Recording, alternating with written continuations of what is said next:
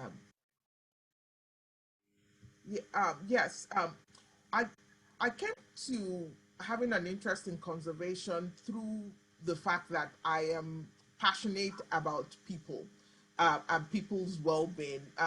My focus is that everybody should reach the best abilities, be able to and be capable of doing what they feel best for their lives, and for everybody to do that while being healthy and and feeling well, and their well-being, both mental health and physical health, and just ability to thrive. And so for me, I see that nature and having animals around us is part of that well-being, is part of that ability to do well and thrive. And so for me, health of humans and their well-being is why I'm interested in conservation. That's great. Thank you. Dr. DeSenta or Kane, would either of you like to talk on this? Sure. Thank you, Katie. This is very interesting because I'm seeing how we have different approaches on how we approach conservation and the relations between humans and nature. I don't have the typical story about being with animals in nature as a kid, but I was very concerned when I'm Argentinian, and as Argentinian, we had a huge indigenous genocide and later state terror in the 70s by the last dictatorship that tried to eradicate subversive people, and that all was justified. So when I learned that in Patagonia they wanted to eradicate the whole entire species of beavers, all the beavers of the region, because they were invasive, because they were out of place, I was shocked how our life scientists willing to eliminate an entire species. So that was actually my first, the story with beavers, but then I arrived there and saw all the damage that beavers were doing, all the losses, the changes in the landscape, how it was affecting like people, traces, their histories in nature as well. So it became complicated, and I realized that conservation is about everything about caring for nature, but also trying to restore histories of colonialism and injustice, because conservation has always been linked to colonialism. So that's kind of my interest. Hi, everyone. It's really an honor to be here. I'm looking forward to this discussion, hearing more from my fellow panelists as well. So I come from southern Wisconsin, from a farming community, and had always loved being outdoors as a child. And my mom said when I was in kindergarten, I wrote a little book, and in the end it said, when I grow up, I want to save the elephants in Africa, something like that. So from a very early age, I was interested in sort of international conservation. And as I went into undergrad in Madison, I knew I wanted to study a science, but I didn't know what kind of science. And so I took one semester and I did astronomy. And then I realized, I don't want to do physics.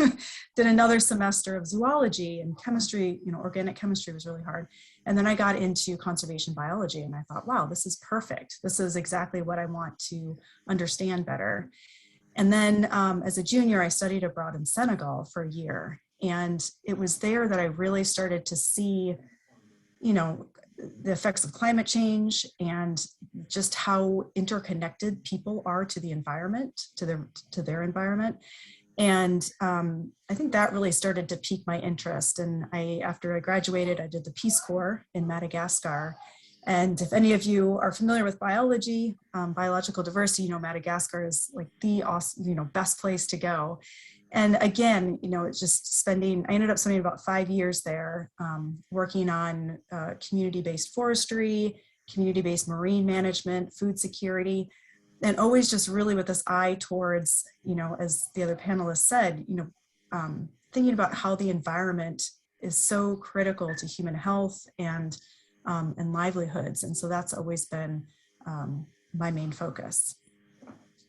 Thanks.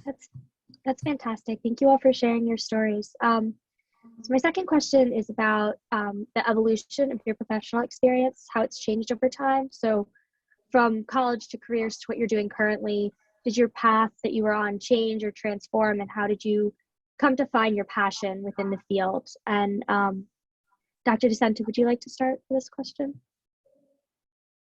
Sure, thank you. This question is also interesting. It sometimes makes me feel, am I an intruder? Because I took very different paths when I started my college degrees.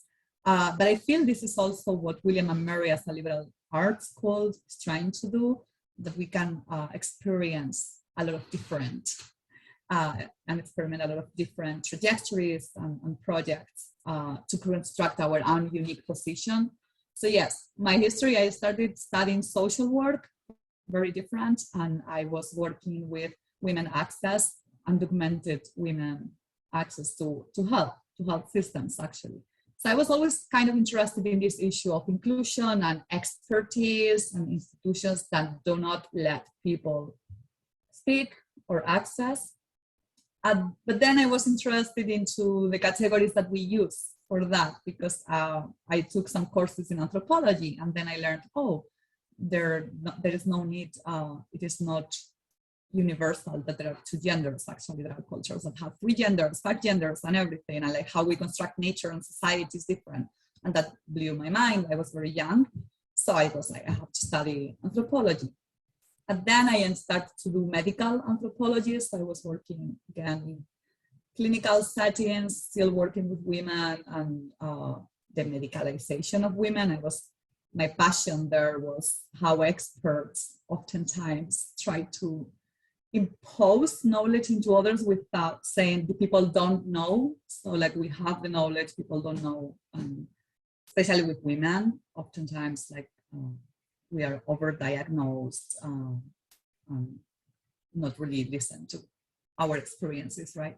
So that was the master's studies. And then I entered the PhD when I wanted to go back to Argentina to do some research on my origins as well. And that was when I learned about the beavers. And I started to be engaged in conservation. With my passion is double there. I feel that everyone is passionate through positive feelings, but also through anger. So I kind of like the anger that moves me into continuing this work is always like, how can we include more voices? How can there be worlds that try to impose only one truth into everyone? Like this is nature, and it means the same for everyone. And if you don't agree, you're wrong, you don't know enough. No? So how can we promote worlds where we can have more voices, many ways of taking care of the earth, of conceptualizing nature, and of living with nature, even if we do not agree? But how can we have a lot of voices in this? Thank you. Thank you for sharing your path. Kane, would you like to go next? Sure. So, I mean, even though, as I said, I was always interested in conservation and people, becoming a gender specialist never really crossed my mind at all until, after several years of living in Madagascar, I kind of had an aha moment. And, I'd worked with women and I'd worked with men a lot on different types of conservation, but there's this one moment where I was living on the southwest coast of Madagascar in the Mozambique Channel and working with 25 communities on marine management. So these 25 communities were coming together to mostly put in place these short-term octopus closures. So they choose an area of the reef and they would stop or limit harvesting of octopus for 2 or 3 months. And that allowed the population to rebound, and people were able to actually make more money that way. So as we were working with these communities and they had these elected, chosen representatives from the communities that would come together every month and talk about this management, I looked around the room one day and I was like, wow, there's a lot of men in here. And there are like 5 women, but they're all in the back. They all have, most of them had a child attached to them. Some of them were even involved with having to cook the food for the lunch, for the meeting lunch. And so they're kind of going in and out all the time. And when a specific question was asked of them, they often didn't respond. They seemed, too shy. They wouldn't respond at all. And I, kind of thinking of, in this place and in many places around the world, women are actually the primary octopus harvesters because it's a really easy resource for them. They can just walk out on a reef flat. They don't have to have a boat. They don't have to know how to swim. They can take their children with them. They can be close to home to still do their household chores. And so here we were, 25, 30 men making decisions about a fishery that women were primarily using. And so after we sort of had this aha moment, we're like, wait a minute, where are the women and why aren't they here? And do they even know what's happening? We did a series of focus groups in 10 of the different villages, separate meetings with men and with women. And we asked them, do you know about the fishery closure? Do you understand why this happens? Do you feel like you're benefiting from it? And what we found is that women, by and large, had no idea about the fishery closure. They didn't understand the basic biology of octopus, so they didn't understand that just stopping harvesting for a couple of months would have a big impact. And it was really, to me, just like this moment where I was like, wow, gender is so infused in how power and decision-making happens. And, while I'd, worked with women's groups and things like that before, it wasn't until that moment that I really, truly understood just how deeply embedded gender is in conservation, in governance, and decision-making. And I feel very privileged then that after, shortly after that experience, actually, Conservation International was looking for a gender advisor, and I was lucky enough to get the job, and I've been there now for almost 9 years. And it's been a really interesting journey, and we've learned a lot, and a lot has happened in the sort of international conservation community over those years as well. I'll stop there. Thanks. Thank you. Dr. Obasanjo, would you like to finish that question up? I'm sorry, you're muted. We can't hear you. Sorry, I just mentioned that my path is probably even more circuitous than than all the previous speakers. I started out as a veterinarian, and so what that introduced me to mostly was zoonotic diseases, right? So you could from that area of study, it was obvious that diseases of either pet animals or food animals, you had to understand wildlife and their health to actually control those diseases, and that your dog running into the wild can bring rabies back into your company, and that so you have to vaccinate your dogs. But again, all that linkages and correlation between nature. And so if you are a farm animal veterinarian, you have to ask the farmer, how are there birds that come and feed in the feed trough with the animals? Are there, what kind of pests come, because that could help you diagnose a disease, or which wildlife comes around. And so that showed me the correlations. But after my training and some work in veterinary medicine, I moved to public health. My PhD is in epidemiology. And so I started doing more work in public health. And then the idea that really you cannot make people healthy without having nature be part of what makes their well-being. And that is also related to people having pets. We do need healthy food. And so that everything is related to one another. And so my passion for conservation is really a passion for people to live better lives. And in terms of how I see that is that the people most affected by the destruction of nature, which are usually poor people and minority people, need to be the ones at the table in the discussion. And for me, I don't see that often enough. And so that is part of my concern about conservation and how it moves forward. Amazing. Thank you all for sharing your paths. Dr. Obasanjo, what you were talking about inclusion leads right into my next question about the importance of diversity, equity, and inclusion, or DEI, in conservation discourse and practice. So the question is, do you have any examples or experiences from your work where DEI actually improved conservation outcomes, and how does the value of DEI inform and inspire your work in conservation? So since you were just kind of touching on this, Dr. Obasanjo, would you like to start us off? Yes, for me it's a passion, and it's kind of just a discussion, and how I have not been able to think of one example where on the ground it actually made a difference in terms of actual work. But what we need is the voices, the ideas, the people, because everybody's unique experience is different, right? Dr. DeCenter was saying, just the ideas, some of the ideas that indigenous people have, right, about nature and about conservation, you can't get it from them by representing them.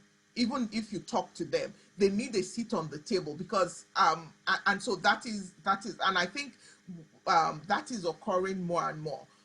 So I in terms of the global conservation movement, I would hope that that will be something that is done, more of it is done. The climate change meeting that just ended, for me, I just felt that I did not hear enough voices of people that are affected. There's some people that actually spoke that I think actually are not helping the problem in many ways. There was a speech I read that Prince Williams mentioned. I'm African. I was born and raised in Nigeria, and he mentioned about the reproduction rate in Africa. So Africa, of course, has a higher fertility rate than most continents, but Africa is not as densely populated as either Europe or Asia, right? Most of Africa, for a lot of reasons, a lot of people were removed, really. So we have people in the Americas that would have been Africans, right? So all those, that's kind of millions and millions of people gone. And then there's just the fact that it's in the middle, it's really sparsely populated. There's some deserts, it's just around the coast. But there is a problem of high reproduction because it leads to poverty, right?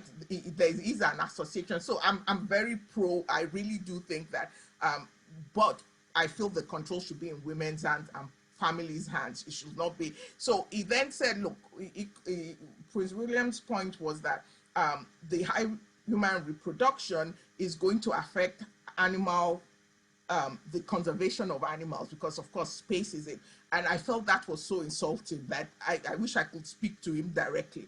And I was like, honestly, and what I'm getting at is that most minorities and people of color, when they hear conservation and they hear things like that, they think of it that people want to keep the world for themselves and they do not want to see other people develop. And I don't understand why that is not reading in his mind that humans having the way to really reduce fertility is to have people live better. Most educated and when people's lives are better, they reduce reproduction by themselves. That has been done over and over again in every continent, in every part of the world. So the problem is not comparing people to nature but saying, how do we improve people's lives so that they make the choice to have less reproduction? Thank you. Dr. DeCenter, would you like to go next? Sorry, the click. Thank you. That was very inspiring, Dr. Obasanjo. I didn't know about those words, and yeah, they are terrible, terrible words. They're blaming on people and spaces that are not also the ones that are producing most environmental decline. It's terrible. I can bring a small example from Argentina that could be interesting. That your question was asking an example of how DEI has helped improve conservation outcomes.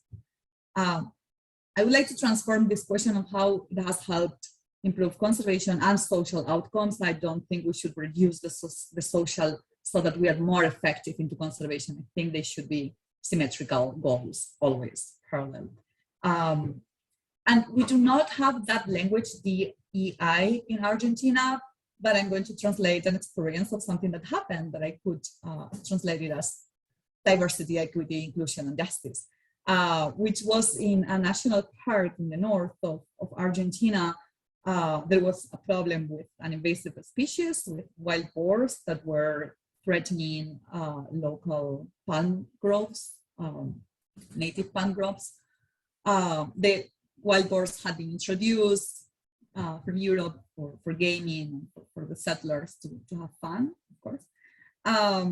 So there was also an added problem in this national park of poachers that entered the park and hunted anything. Like they were this figure of the criminals that were hunting anything without concern for nature and for anything.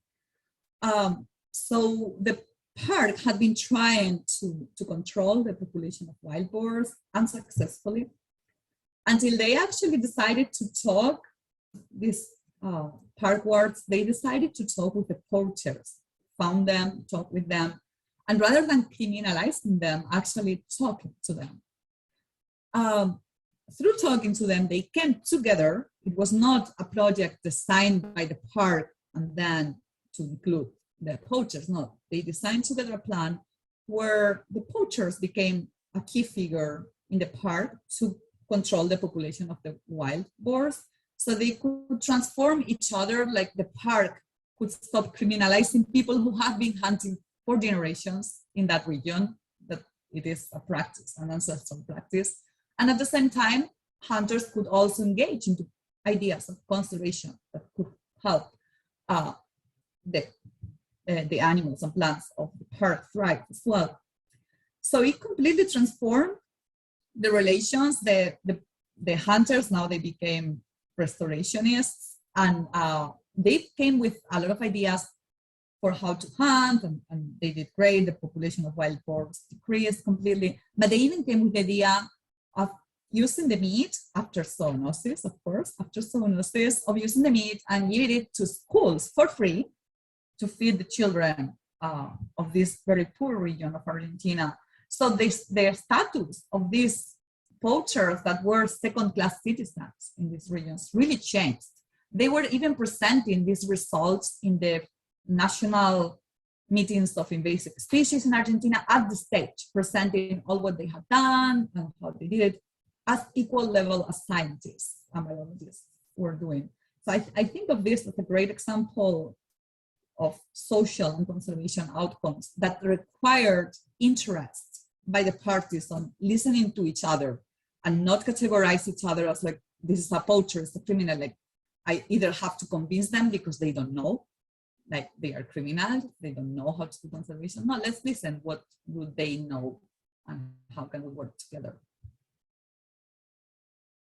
Yeah, that's a really interesting example. Thank you for sharing. Kane, would you like to answer the question?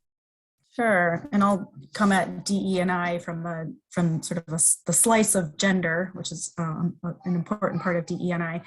I mean, there's a growing body of research that is starting to link gender inclusiveness to conservation outcomes, but it's not enough. It's a small body of research, and it's relatively limited in sort of the theme. So it's mostly around forestry and fisheries, and even the researchers, there's not that many researchers that have been able to do this. One notable one is being Agrawal from the University of Manchester, who was able to look at community forestry groups in India. And she found that those that are managed either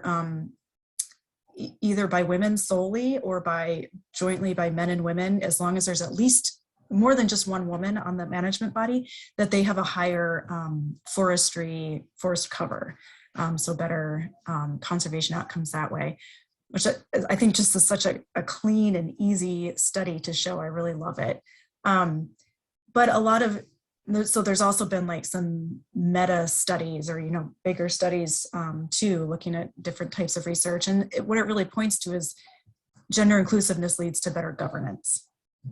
So it's sort of indirect to the conservation outcome. We're pretty sure that if you have good governance, that you're going to have conservation outcomes. But because of the time frame in which conservation occurs, it's really hard to sort of make a very distinct link between DE&I and gender and some conservation outcome. There's so many other things that come into play too. So, I mean, just as an example, since that's what you're looking for, I think linking back to the example I gave about octopus. the fact that women didn't know about octopus biology and didn't understand the purpose of these short-term closures, simply making that effort to make sure that they understood the purpose and that they understood that there was a financial benefit to them, following these community rules, did actually lead to more people following these community rules and following these closures. So before that, women didn't really understand. Sometimes they didn't even understand where the closures were. And so they didn't even know if, they were potentially poaching, essentially. And so that's, I think, a really concrete example of how if you have some very dedicated and targeted outreach to both men and women in the ways that they communicate and in the, talking about things that are important to them, that you just get, again, you get to that better governance and more buy-in, which I think we all realize is really important. And then at Conservation International, I mean, we've got many examples of, again, where these concerted efforts to design and target women, particularly Indigenous and rural women in communities, to become more engaged in that decision-making and in the design of projects and design of the benefits that they might get from these projects, really leads to just, again, improved buy-in and agreement at a more holistic community level towards some of these conservation goals. Thank you. And thank you all for those great examples of the effectiveness of and the value of DEI in conservation. So my fourth question is about systemic barriers that exist within the field of conservation. Have you ever had to persevere through barriers in the field or in the workplace? And do you have any guidance for individuals from underrepresented or marginalized groups who aspire to work in conservation in overcoming these challenges? Kane, would you like to start for this question? I'm happy to. I mean, I'll first acknowledge that I'm a white woman whose native language is English, and I have had a lot of privilege because of that. One really interesting example, I think, is when I am overseas, especially when I was a Peace Corps volunteer and working with communities in Madagascar, I was able to enter into discussions which would not have been open to me if I'd been a local woman, for example. So I could go in, I could talk directly with the president of the community, or sit in a meeting of all men, and it was perfectly acceptable for me to do that. At the same time, because I'm a woman, I could also go into a room full of women and talk with them and be able to engage with them in a way that perhaps a white man would not be able to. So I feel like I've had a lot of privilege because of my background. That said, I've spent most of my career trying to support and give voice to women who are more marginalized and discriminated against, and really trying to help them build their conservation leadership and skills so that they can, again, meaningfully engage in conservation decision-making and governance, so that conservation works for them and works for their families and works for the community. And I think really focusing on Indigenous and rural women, as one of the panelists said, there's so much knowledge, and they are so critical to the fabric of society. And yet, unfortunately, because of patriarchal societies and other sort of structural barriers, they're just not able to engage in the same way that men might be able to, or non-Indigenous people are able to. So yeah, I'm gonna leave it there. I'm really curious to hear from the other panelists. Thanks. Yeah. Thank you for sharing. Dr. DeSanta, would you like to go next? Sure, thank you. You asked a career trajectory. I did my PhD in an engineering school with one of the lowest diversity rates in the US. And I was the only women grad student at the time. So yeah, it was really tough, and I had just moved to the US. So yeah, I was not heard at the time because I didn't speak the language. And I don't mean English, but the language of cultural jokes and the language of social capitals of universities in the US, etc. And also, when you don't have those capitals, of course, it's very difficult what to advise to an individual. Like, I think the structures have to facilitate some of the things. At the same time, I think it's a double game where you adapt a little bit, you start speaking that language, speaking the same kind of, same idioms. You adapt so you can be listened and heard, and at the same time, you try to keep your own individuality and identity a little bit, because it should be a double way, like your place of work and your field should also be able to transform itself and listen to difference.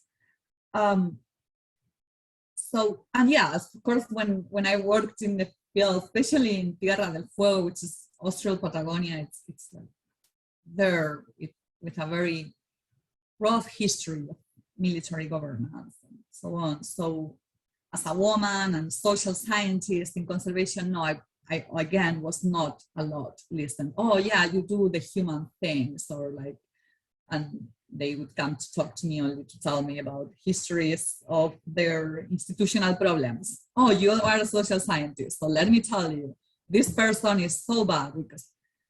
So yeah, it's kind of difficult to try to address questions with conservation scientists and say, why don't we ask different questions? Why don't we ask the beavers?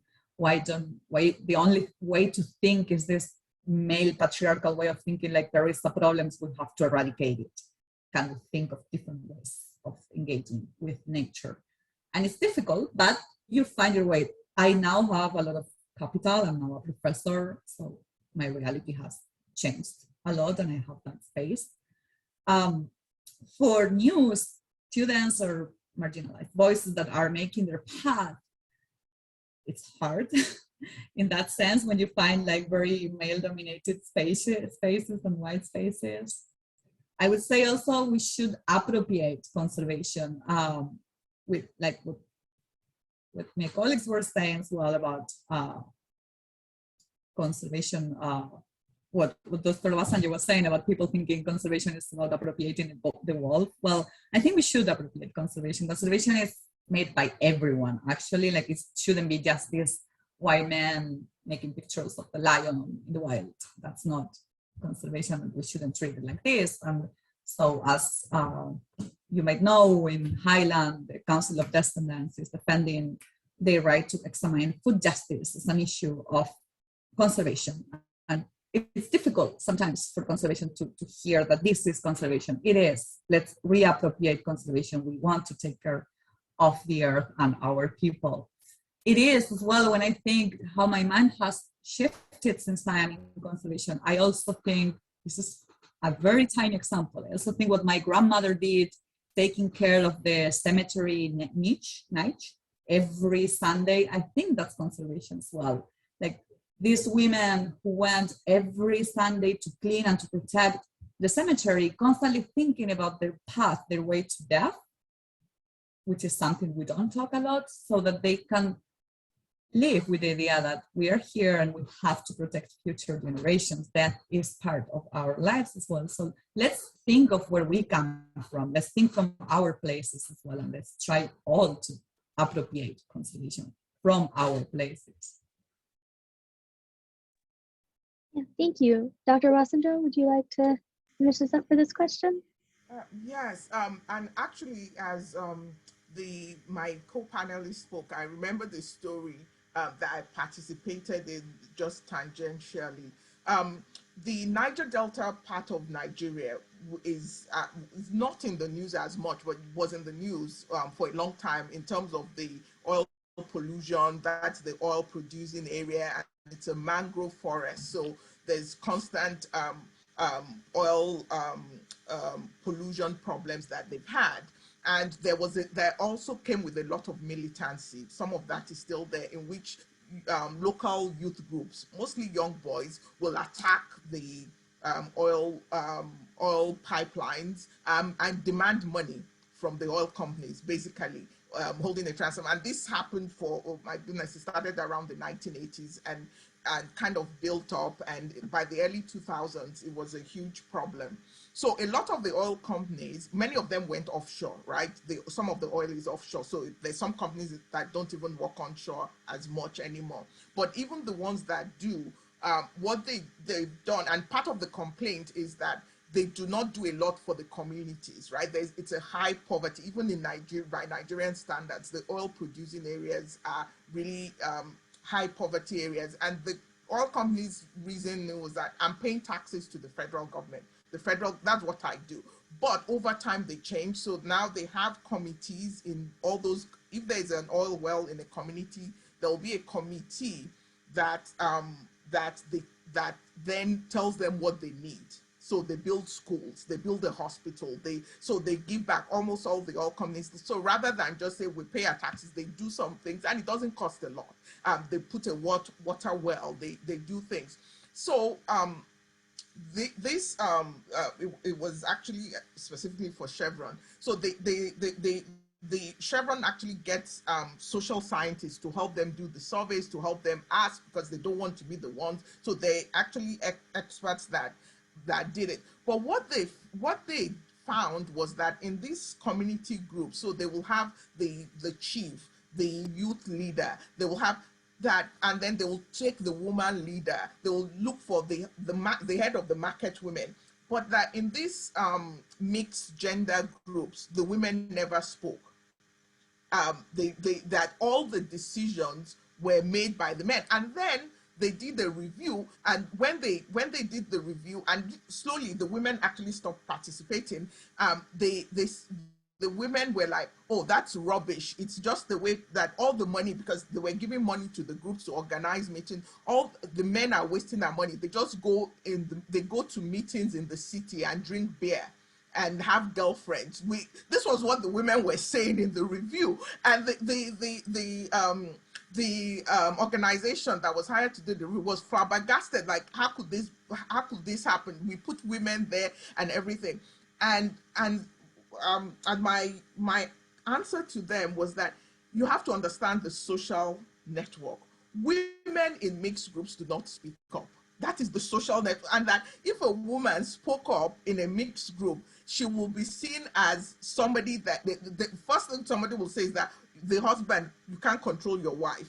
What kind of uppity woman speaks up in a mixed group meeting? She's and that kind of thing. So he said, what should we do? And I'm like, the answer is simple.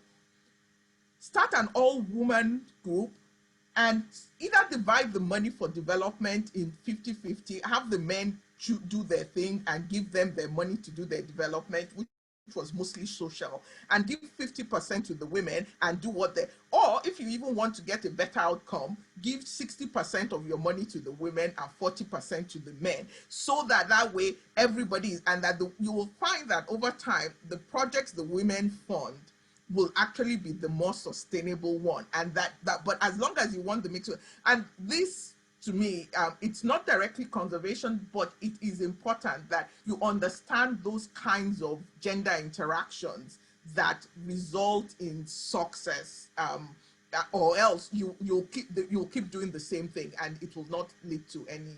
And I remember that when Cam was speaking in terms of what she had experiences with women in Madagascar.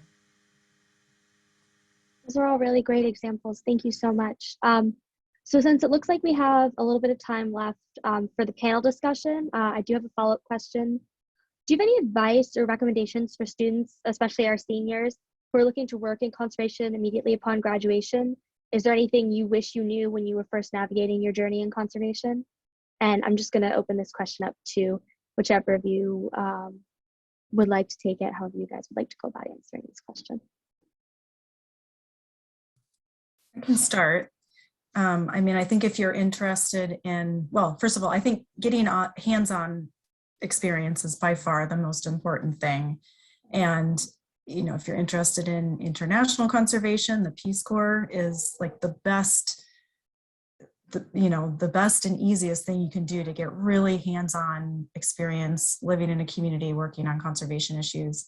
If you want to stay in the States, there's AmeriCorps, which also has some really fantastic programs doing lots of different types of conservation work.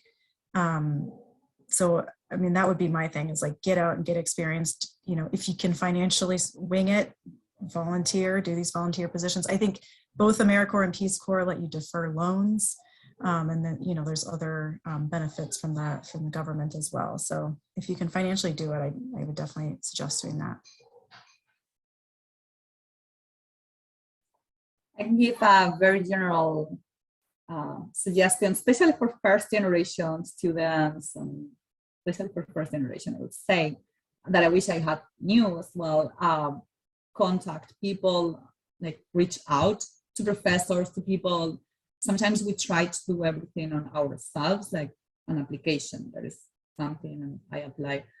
And things in the world work a lot through networking and with help. We need help. So maybe most of you don't need to listen to this, but some of you might. So really ask for help, email people, every organization, and try to get contacts, and people will help you also how to navigate to get into positions. Do not be afraid to ask for help. Mike, those were excellent advice, and my contribution will be to not think that the first job you take is the end. I advise a lot of students, and they're always ruminating so much about that first job. It's for you to learn some skills to move on. So if the first opportunity that comes your way, it's not this job in conservation you want, or it's not even in conservation at all, getting it and using it to get the skills that will move you to that job, and seeing how you can then network that skill you gained into a job in conservation is also important. So don't look at any skills or any job as totally out of, it won't get you where you'll get to, you want to get to, because there's always a way. Thank you all for that great advice and for your inspiring and informative responses to these questions. We've definitely learned a lot and are thankful for your time and input. And I'd now like to open the webinar up to any questions from the audience. So again, those of you who are on Zoom, please write and submit your questions to the question and answer function. It's at the bottom of your screen by the chat. And for those of you who are watching the webinar in person, please write your questions down and give them to the student hosts who are around. I'm going to try and go back and forth between in-person and virtual questions, depending on how many we have.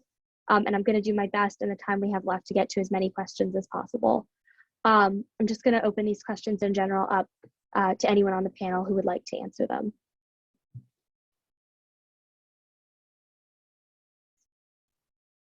Once I have questions coming up.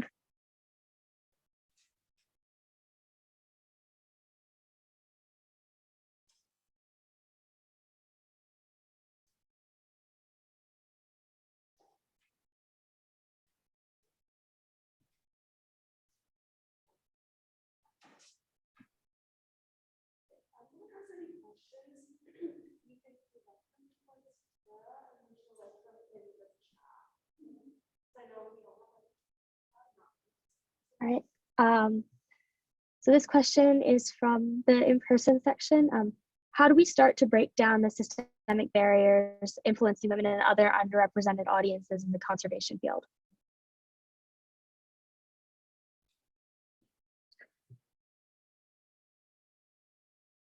I would say that by making sure organizations invite women and underrepresented people to the table. If you are not at the table, then the saying goes, I believe it was one of the civil rights leaders that said, if you're not at the table, you're the one being eaten, right? So if you're not at the table, your voice is not heard, your opinion is not heard, and then any decision made affects you negatively. So I think that the idea is to always challenge the notion. You walk into a room and it's all men, ask where the women are. And that goes to women and men. Or walk into a room and there's no racial diversity, ask where the minorities are, and ask where the people of color are. And that is how change happens. Somebody has to ask the question, or everybody will think it's normal. I like that a lot. That was a great answer.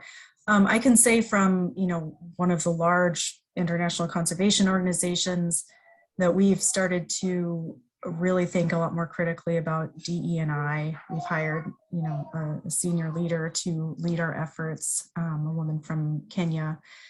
And what that looks like for us is a little bit different than what we see here in the States, because we're an international organization and something like, I don't know, 90% of our staff are from the countries where they work. And so for us, it's not, certainly at our headquarters in Washington, DC, we do talk about race, but in other parts, we talk about other issues of DE&I. We talk about, ethnicity and indigeneity, and, there's a lot of, we're trying to unpack what this looks like in a global setting. And it's not easy. And these are new concepts and new topics for everybody. One thing I've been thinking a lot about recently, I think really embodying DE&I in an international context is getting conservation money to local organizations. It shouldn't be tied up in big organizations like mine. We have a machine of development people that just churn out grants, and we along with WWF and the Wildlife Conservation Society and the Nature Conservancy, we get a huge amount of the conservation funding that's available out there. And I think we need to be thinking about, if we're really serious about DE&I, we need to be thinking about how do we get more of that money to local organizations, women's organizations, community organizations, social organizations, and keep, have it not all be concentrated in Western placed large conservation organizations.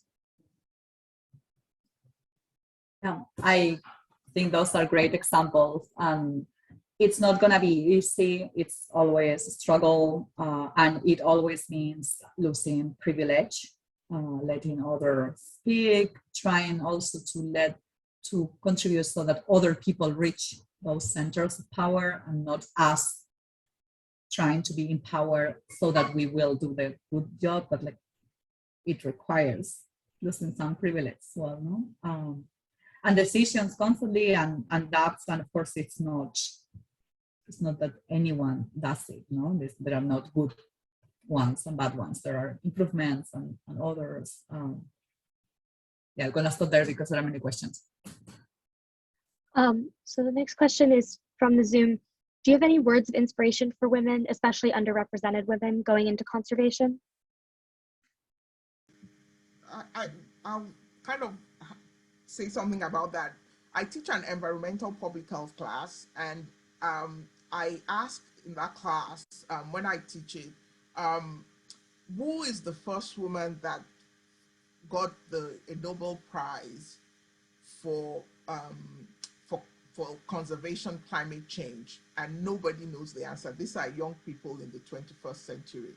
I'm going to ask somebody to write, if somebody either in the room or online, the first woman that won a Nobel Prize for something that has to do, that won a Nobel Prize in peace for something that has to do with climate change, sustainability. Does anybody know? Kim might know, so I'm not going to. I think she knows. Nobody knows. That is, to me, that is the beginning of the problem. It was a woman called Wangari Maathai. She's Kenyan. She's dead now. She started what was called the Green Revolution. She had started all these things. She was a troublemaker. But why I ask that question is that is the beginning of the problem. Our heroes are not their heroes. People don't talk about minority women in the public space that worked in conservation. That was all she did for her life. That's what she wanted. But you don't hear about her.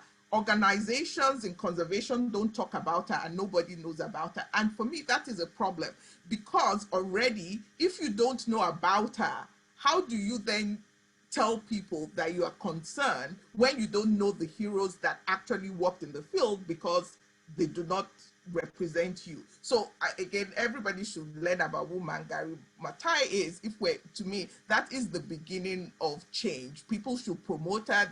She wrote about 3 or 4 books. Her books should be widely distributed.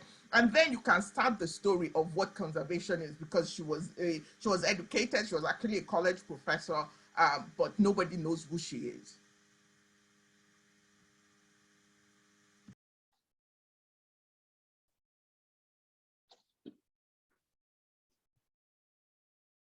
Dr. DeSanta King, do either of you have anything to add, or let's move on to the next question?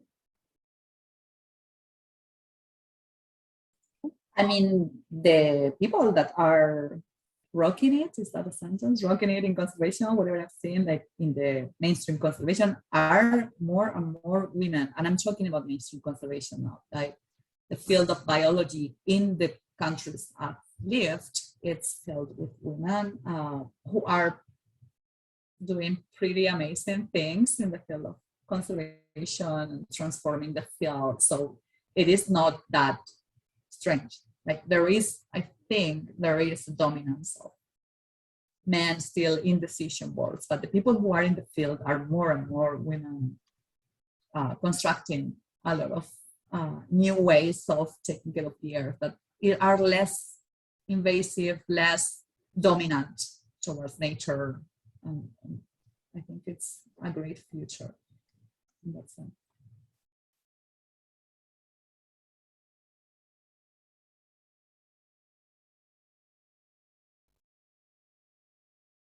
All right. The next question is, has there ever been a time when you felt that a challenge was too great to overcome or resolve?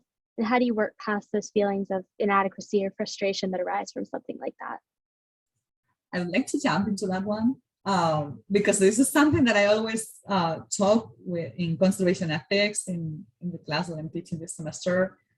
I'm trying to disagree and go against this idea of like solving problems. Like this, there are no easy solutions for climate crisis, for structural inequalities, for histories of colonialism, genocide, and injustice that have been ongoing for centuries and that have caused damage, trauma on areas. So no, there is not a solution.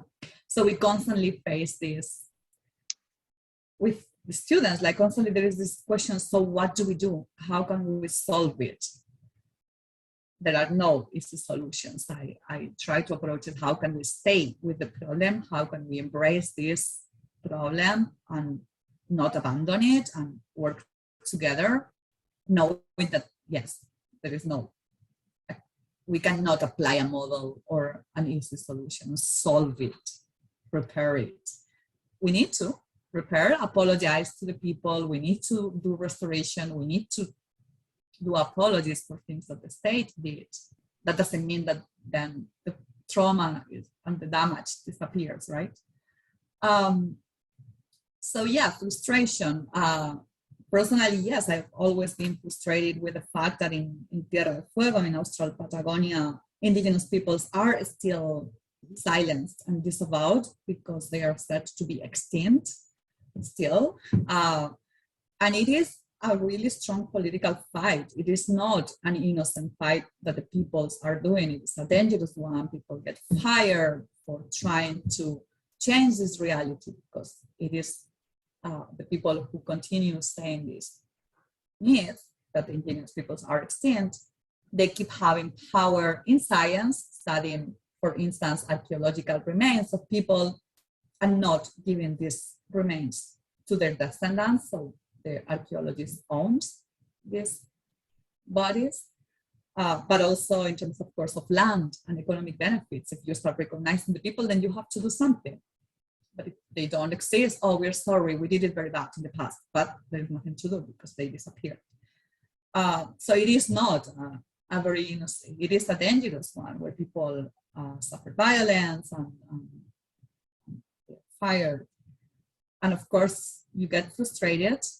People are angry. It's not easy, but you stay with the problem there. And since last year, there are some new institutes that are recognizing some political power of indigenous people because they've been staying there with this trouble for many years. Thank you. Dr. Alessandro, Kim, anything to add? An example of a story? I mean, I can just say, I mean, climate change is, this looming challenge that seems incredibly difficult, if not impossible, to tackle.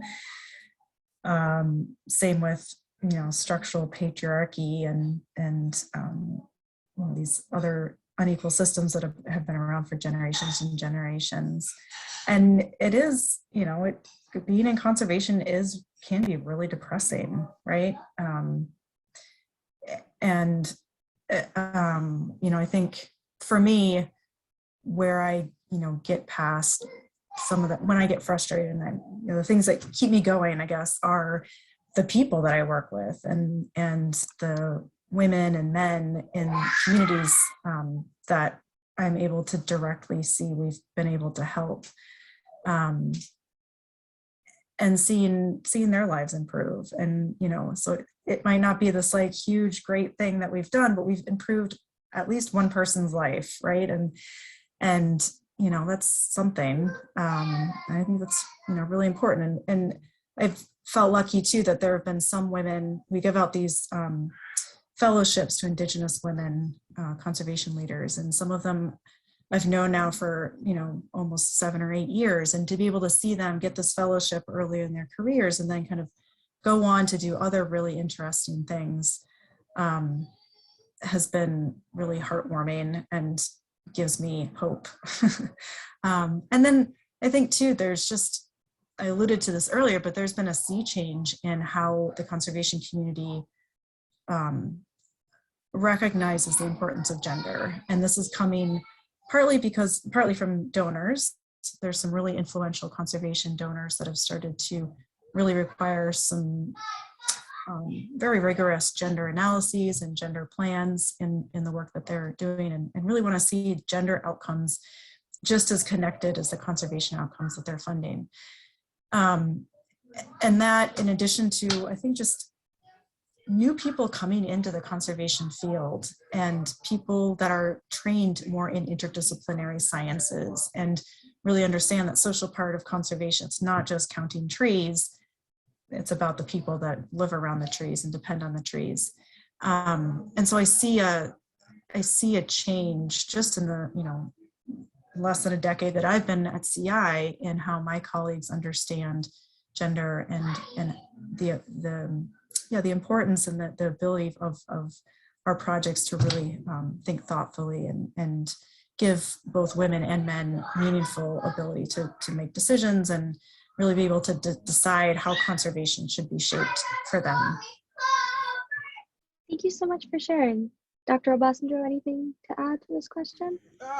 That although there's a lot of frustration, I'm very positive about the future. So I'm kind of optimistic. I'm optimistic because I think people's lives are changing for the better. As a globe, this is pre-COVID.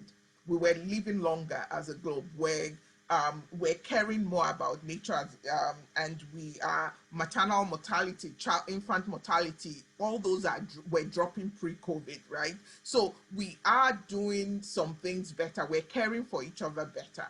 There's still a huge gap, right, in every part of the world. But I also think, taking from what Cam said, it's really, for me, the hope is the young people. It's the kind of people listening now, the young people listening, their ideas, the way they see the world is a more inclusive and a world that is a fairer one. So I think that things are going to get better. I get frustrated, but I also I think that we talk to each other across the globe so much more that and we share problems, that it's going to be a better world because young people are going to be in charge someday. Thank you so much for sharing. So this next question is for Kame. It says, I found your story about women being excluded from fishery conservation in Madagascar to be really interesting.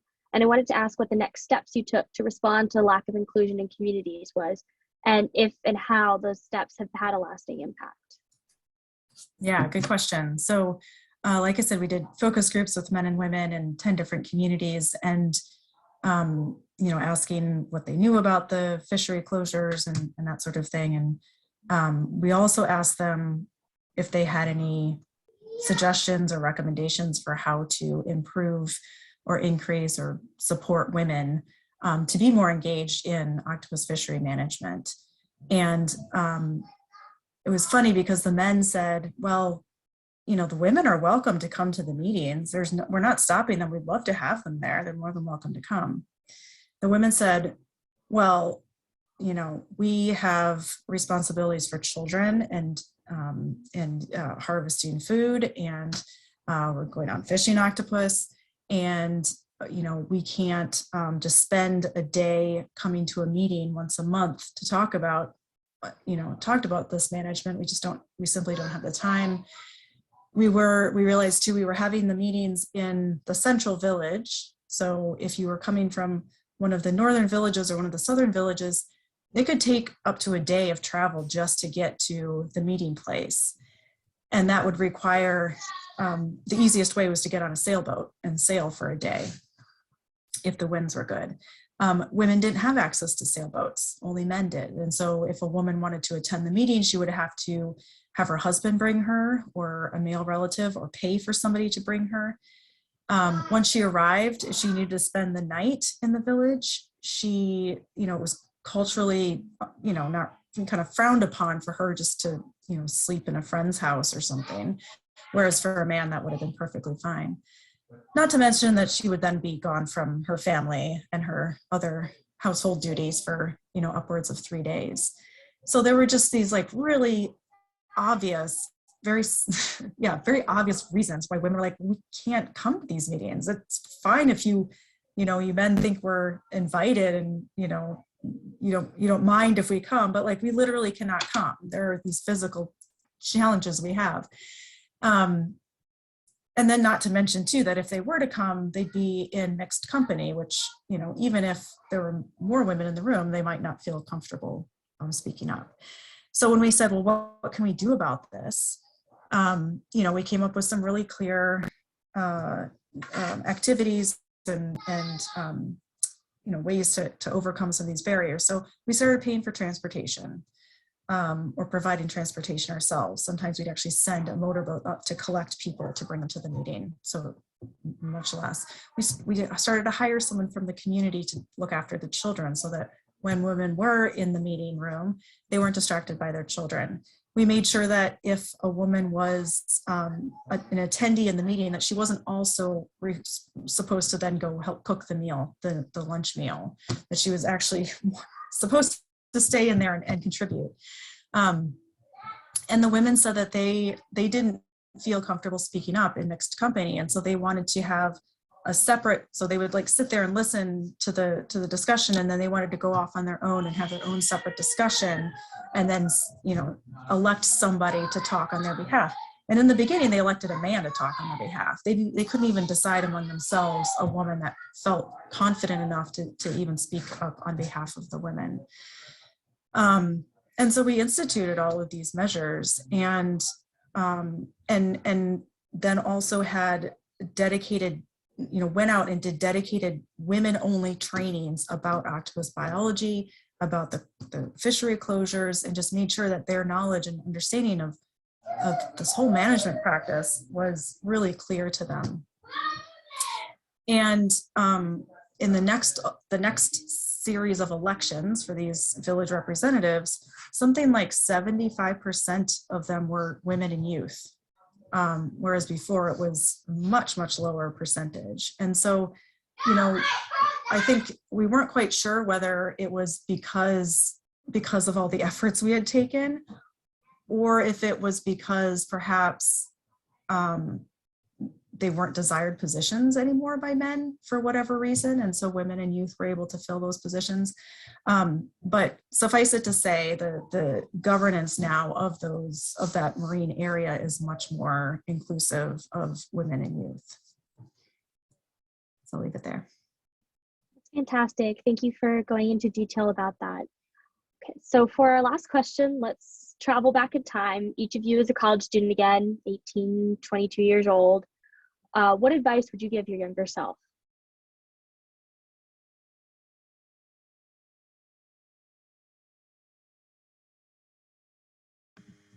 Mine is easy. Relax.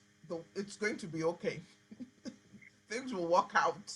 I think part of being young is that you worry about everything. You worry about your future, right?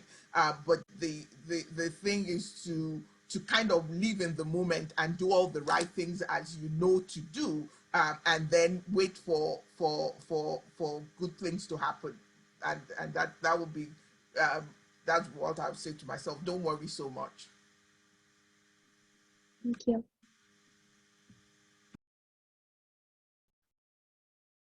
Yeah, I would say the same. I'm sorry. Go ahead.